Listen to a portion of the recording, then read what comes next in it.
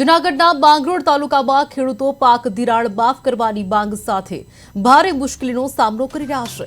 તાલુકામાં કુલ 28,000 હેક્ટરમાં મગફળીનું વાવેતર થયું હતું, જેમાંથી 24,000થી વધુ હેક્ટરમાં પાક ફેલ જતા ખેડૂતોને લાખોની નુકસાની થઈ છે।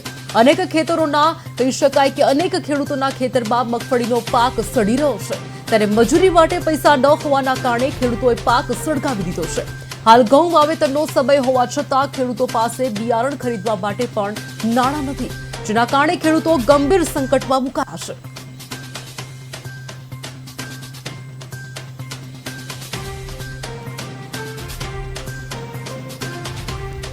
પાક તો હાવ ફેલ થઈ જ ગયો છે।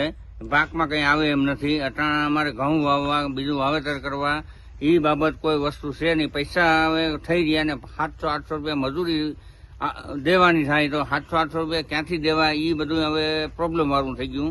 હવે તો સરકાર દેવું માફ કરે તો જ ફાયદો છે, બાકી કોઈ જાતનો ફાયદો છે। પાક તો હાવ ફેલ થઈ જ ગયો છે।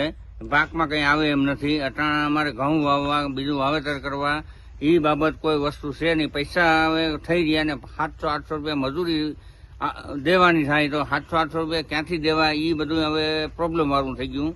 હવે તો સરકાર દેવું માફ કરે તો જ ફાયદો છે, બાકી કોઈ જાતનો ફાયદો છે। પાક તો હાવ ફેલ થઈ જ ગયો છે।